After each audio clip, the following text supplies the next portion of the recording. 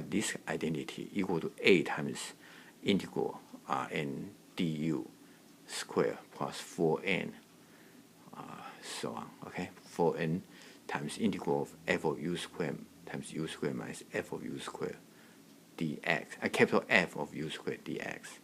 So you use A, and then B is to use A to show that there doesn't exist a solution of the cubic nonlinear Schrodinger equation existing for all time if this is negative for n greater or equal to 2.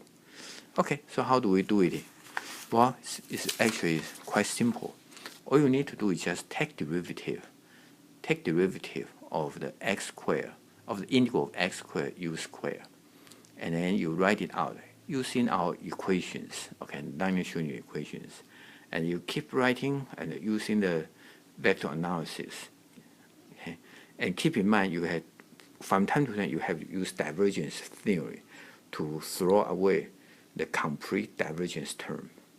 So after a while, so as you can see from the very beginning, this part, d dt integral of x squared u squared, I keep doing it.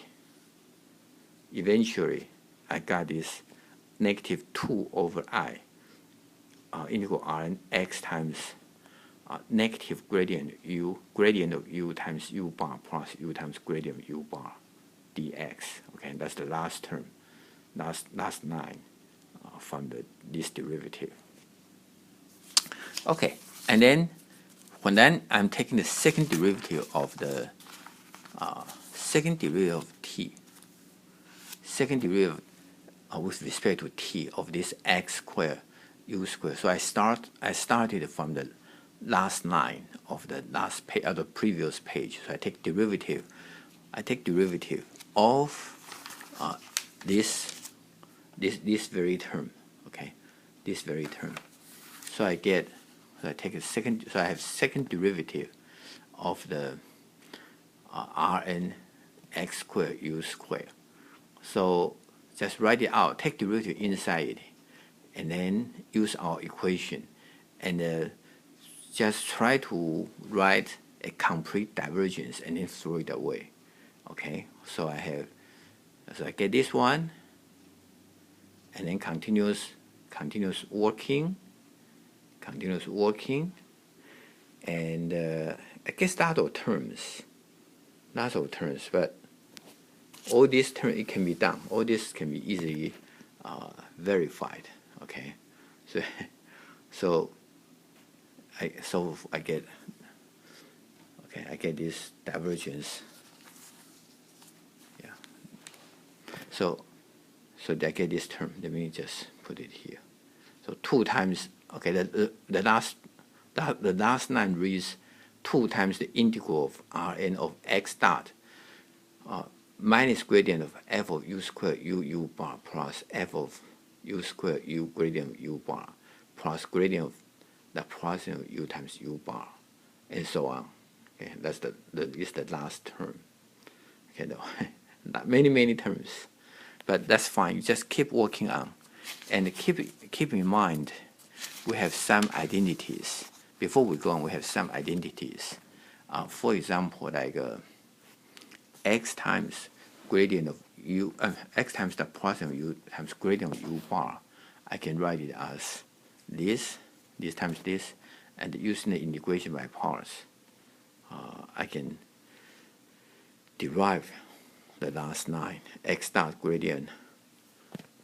I got x dot gradient, x dot Laplacian u times gradient of u bar is gradient of x dot gradient u bar times gradient u minus gradient u squared minus this summation k from 1 to n, summation x sub j. Okay, j from 1 to n, x sub j. Okay, second derivative u bar, partial xk, partial xj, partial u, partial xk. And likewise for x dot gradient u bar times gradient u, at that Laplacian u bar gradient u, I got a similar term.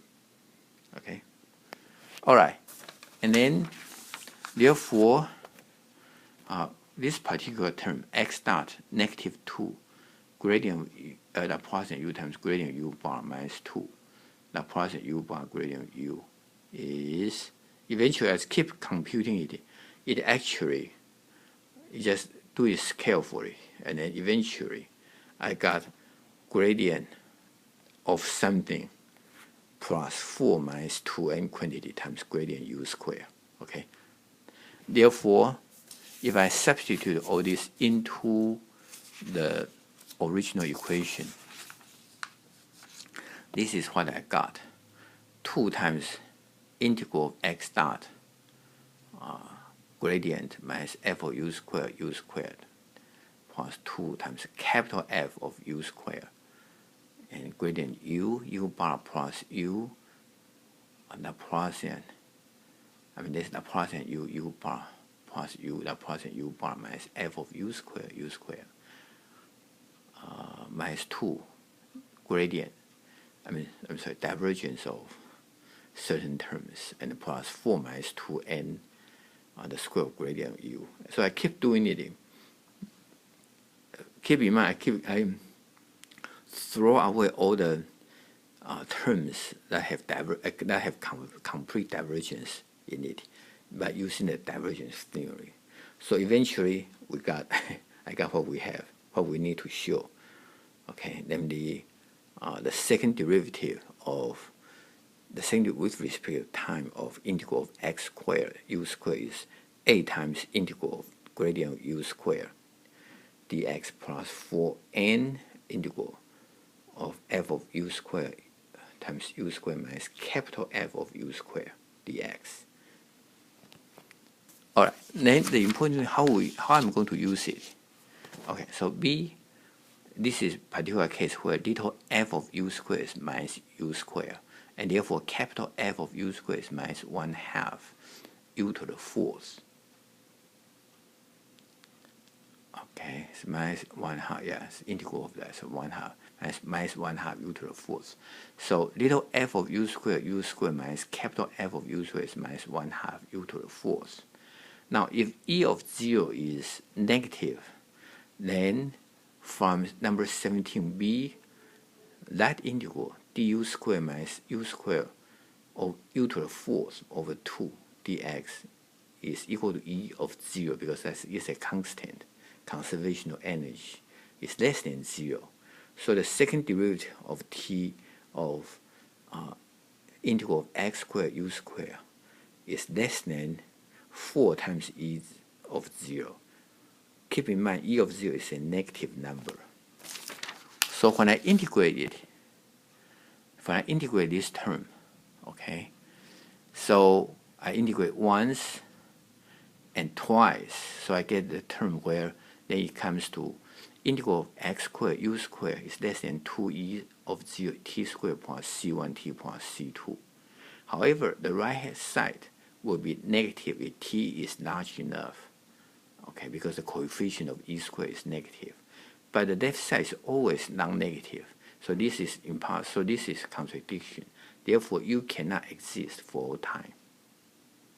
Okay, so that's all the hint to numbers 17 and 18. Hope you enjoy it. I'm recording this from California. Okay. Have a nice break. Bye-bye.